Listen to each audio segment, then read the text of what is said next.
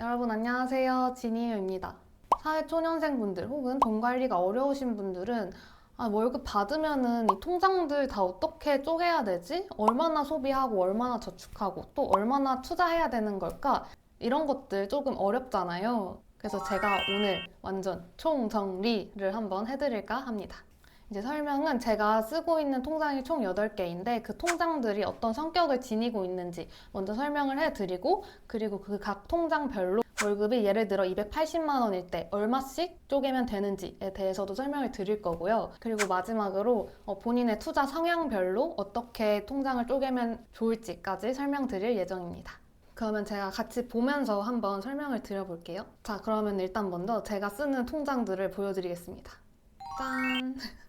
저는 이렇게 8개의 통장을 이용을 해서 월급이 되면 자동이체로 이 통장들로 돈이 슉 빠져나가게 됩니다. 적금 계좌, 청약 통장, 연금 저축 계좌, 일반 주식 계좌, ISA 계좌, 금현물 계좌, 그리고 생활비 통장 계좌, 그리고 파킹 통장, 이렇게 8개이고요. 일단 이 통장들 각각 성격을 한번 설명을 해드릴게요. 일단 맨 왼쪽에 2개, 적금 계좌랑 청약 통장은 객 안전한 통장들입니다. 왜냐하면 얘는 내가 원금을 그대로 넣으면 원금이 그대로 보존되는 통장들이기 때문에 위험성이 은행이 망하지 않는 한 0이라고 보시면 될 것 같습니다. 그리고 그 뒤에 4가지 통장들은 연금 저축 계좌, ISA 계좌, 일반 주식 계좌, 금 현물 계좌는요, 투자를 위한 계좌들입니다. 그러니까 즉 원금 손실이 있을 수 있다. 물론 좋으면 뭐 10%, 20%, 뭐 200%까지 오를 수 있지만 안 좋으면 반타작 날 수도 있다라는 거를 꼭 기억해 주시길 바랍니다. 그리고 마지막으로는 생활비 통장과 파킹 통장. 이 녀석들은 이제 소비를 위한 통장들입니다. 그러니까 내 생활비가 나가는 통장 혹은 내 비상금이 나가는 통장이라고 생각을 해주시면 될 것 같습니다. 그리고 여기서 진짜 중요하게 아셔야 되는 게요. 이 빨간색 통장들은 돈을 뺄 수 없는 통장입니다. 그러니까 한 번 넣으면 내가 필요하다고 해서 뺄 수 있는 돈들이 아니에요. 물론 진짜 뭐 갑자기 아프다거나 큰 돈이 필요해서 갑자기 돈이 필요하다거나 라고 한다면 깨실 수 있습니다. 근데 손해를 봐야 한다는 점. 그렇기 때문에 웬만하면 깨지 않는 통장이라고 꼭 기억해 주셨으면 좋겠습니다. 그 외에 이제 파란색 박스로 된 계좌들은 이제 자유롭게 입출금이 가능한 통장이라는 것을 기억해 주셨으면 좋겠습니다. 그리고 마지막, 이 연금저축계좌랑 ISA 계좌는요, 절세 계좌입니다. 연금저축계좌는 이제 말 그대로 연금을 위해서 우리가 넣는 계좌고요. 얘는 이제 연 최대 납입 한도인 600만 원까지 넣으실 수 있고요. 그리고 이제 급여에 따라서 12%에서 15% 세액공제를 받을 수 있습니다.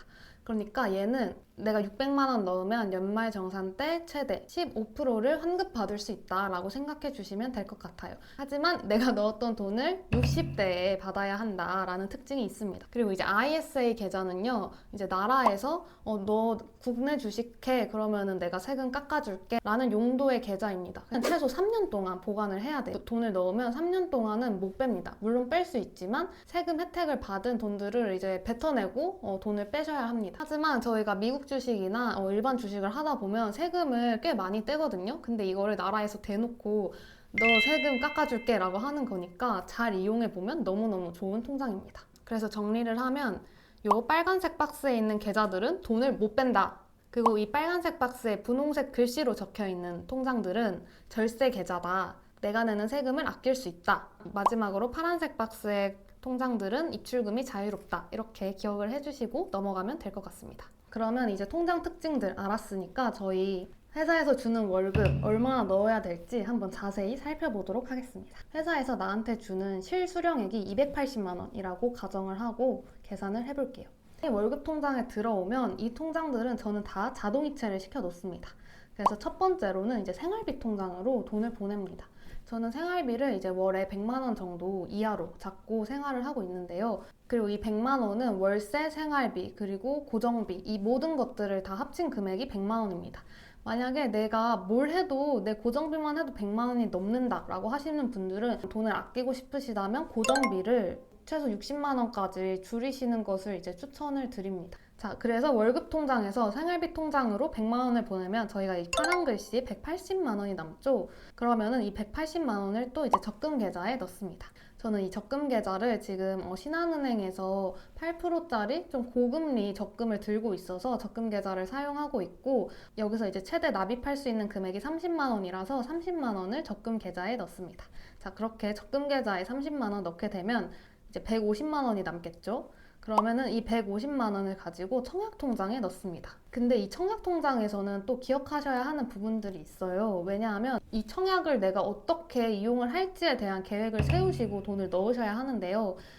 이거에 대해 얘기하면 너무 길어지니까 제가 어떻게 하고 있는지 말씀을 드린다면, 옛날에는 이 1회 최대 납입 한도가 10만 원이었어요. 그래서 그때는 이제 매달 10만 원씩 넣었었는데, 근데 이게 25만 원으로 바뀌면서 25만 원을 청약통장에 넣기 힘들지 않나? 라는 생각이 들었고, 그리고 그렇게 청약통장의 점수를 가지고 내가 청약에 될 가능성이 굉장히 낮겠다라고 판단을 했고, 그래서 저는 이제 민간 분양을 노리고 지역별 최대 예치 한도 금액까지만 넣어놓자라고 저는 이제 계획을 세웠고요. 그래서 이 기준이 서울, 부산 85제곱미터 300만 원이기 때문에 300만 원까지만 예치를 해두었고, 지금은 청약통장으로는 돈을 넣고 있지는 않습니다.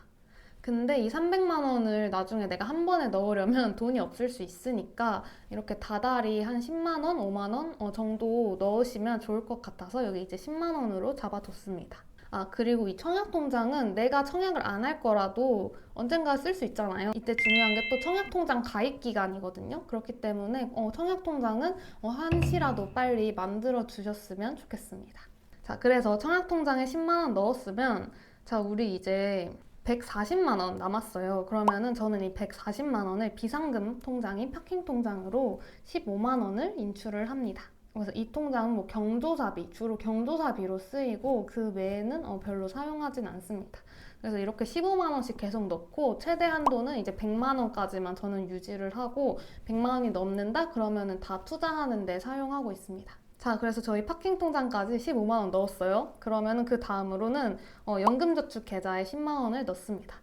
처음에는 저도 연금저축 계좌를 완전 많이 넣었었어요. 왜냐하면 세액공제를 뭐 12%, 15%씩이나 해주는데 내가 투자해서 연수익률을 10%나 올릴 수 있을까? 라는 생각이 들었고, 그래서 넣었었는데, 근데 이게 돈이 많이 묶이는 거다 보니까 이제 아깝다는 생각이 들더라고요. 근데 또 이 세액공제 또 포기할 수 없으니까, 그러면은 한 10만 원 정도만 넣자 해서 10만 원 정도만 넣고 있고, 이 연금저축 계좌에서는 이제 증권사 통해서 가입을 해서 S&P 500이나 그런 미국 주식 투자하고 있습니다. 이거는 제가 또 뒤에 자세하게 설명을 한번 드리겠습니다. 자, 그리고 저의 여기까지 10만 원 넣고 115만 원 남았습니다. 자, 근데 여기서 이제 말씀드려야 될 게, 제가 이 앞서서 말했던 통장들, 이 점선 위로는 무조건 고정 비용입니다. 그러니까 무슨 말이냐면, 내 월급이 280만 원이든 300만 원이든 200만 원이든 이 앞서 생활비 100만 원, 적금 30만 원, 이거는 무조건 고정된 금액이라는 거예요. 자, 그러면 이 외의 금액은 다 뭐다? 저는 다 투자를 하고 있습니다. 그래서 이 밑에를 보시면은 이제 다 투자를 위한 용도의 계좌들입니다. 그래서 이 105만 원을 가지고 저는 이제 ISA 계좌랑 그리고 일반 주식 계좌 그리고 금현물 계좌에 투자를 하고 있습니다. 근데 만약에 사회초년생 분들은 이 투자를 한다는 개념이 좀 어려우실 수 있을 거라고 생각을 해요. 그래서 제가 추천드리는 방법은 이 105만 원을 다 ISA 계좌에 넣고 미국 지수인 S&P 500이랑 나스닥에 이제 50대 50으로 넣는 것을 추천을 드립니다. 그리고 이렇게 50대 50 넣다가 비율도 조절을 하고 갑자기 내가 개별주 투자해보고 싶은데 라고 하신다면 이 ISA 계좌에서 넣었던 105만 원을 뭐 한 50만 원으로 줄이고 나머지 55만 원은 또 일반 주식 계좌로 옮긴다거나, 근데 내가 갑자기 금을 넣고 싶네 하면은 또 금을 뭐 20만 원 정도 금 계좌에 넣는다거나, 이런 식으로 여기서부터는 저희가 흔히 말하는 이제 주식 포트폴리오로 관리를 하면은 좋습니다. 그래서 저는 이제 연금저축 계좌랑 ISA 계좌에서는 주로 이제 미국 지수나 미국 채권 그리고 뭐 금 ETF 아니면 파킹 ETF 이런 식으로 투자를 하고 있습니다. 그리고 이제 일반 주식 계좌에서는 이제 개별주나 배당 ETF인 슈드나 그리고 뭐 리츠, 리얼티 인컴 이런 주식들을 투자하고 있습니다. 그리고 저도 금도 이제 꾸준하게 한 개, 두 개씩 이제 모으고 있습니다. 그래서 이렇게 총 8개의 통장으로 통장을 쪼개봤습니다. 어떻게 잘 이해가 되셨을까요? 그래서 이렇게 통장을 쪼개시면 내 연금 그리고 절세 그리고 투자 그리고 저축까지 그리고 소비까지 잡을 수 있는 완전 톡 부러지는 통장 쪼개기가 아닐까라는 이제 생각이 듭니다. 근데 이 투자 성향이란 게 정말 사람마다 다르잖아요. 나는 원금이라도 보장받고 싶은데 아니면 나는 조금 리스크 있더라도 주식을 좀 더 투자를 해보고 싶은데 이제 라고 생각하시는 분들이 정말 다양하게 있을 거예요. 제가 이제 투자 성향별로 통장을 추천을 해드리려고 하는데요. 우선 나는 완전 안전 추구형이다. 나는 내 돈이 1원이라도 빠지는 것을 볼 수 없다 라고 하신다면 예금 적금 하시는 게 맞고요. 그럼에도 불구하고 이제 청약이나 연금저축은 꼭 넣으셨으면 좋겠습니다. 자, 그리고 두 번째는 주식 도전형입니다. 내가 아직 주식은 잘 모르지만 그래도 한번 해보면 좋을 것 같아 라고 하시는 분들은 청약, 연금저축은 이제 디폴트고요. 그리고 적금이랑 이제 ISA 계좌를 통해서 미국 지수에 투자를 해보시는 것을 추천을 드립니다. 일반 주식 계좌가 아니라 ISA 계좌에서 미국 지수를 투자하라고 권유해 드리는 이유는 어차피 같은 거잖아요. 같은 미국 지수에 투자를 하는 건데 절세까지 받을 수 있으면 더 베스트이기 때문에 이렇게 추천을 드리는 겁니다. 자, 그리고 이제 마지막. 내가 주식을 매일매일 체크할 자신이 있다 라고 하시는 분들은 나는 주식에 대한 두려움이 없다. 나는 주식 공부 열심히 할 자신이 있다 라고 하시는 분들은 예금 적금 저리 가 있어 라고 하시고요. ISA 계좌랑 일반 주식 계좌로 개별주나 미국 지수 그리고 뭐 그 외 등등등 아주 많은 것들이 있죠. 그런 것들을 투자를 해보시면 좋을 것 같습니다. 제가 제일 추천하는 방법은 주식 도전형이고요. 미국 지수 투자를 하시다 보면은 자연스럽게 다른 미국 주식들에도 눈길이 가실 거예요. 그러니까 너무 조급하게 주식 매일 체크 예정형으로 가지 마시고 주식 도전형부터 도전을 해보시면 좋을 것 같습니다.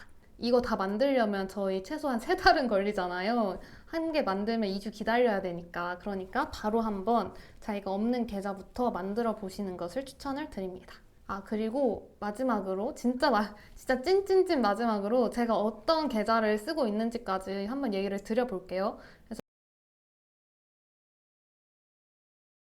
나 잘 이해됐다, 나 한번 실천해 보겠다 하시는 분들은 밑에 댓글로 당근 한 번씩 남겨주시면 좋을 것 같습니다.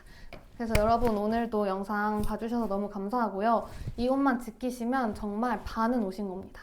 그리고 영상 도움 되셨으면 구독이랑 좋아요도 부탁드릴게요. 안녕.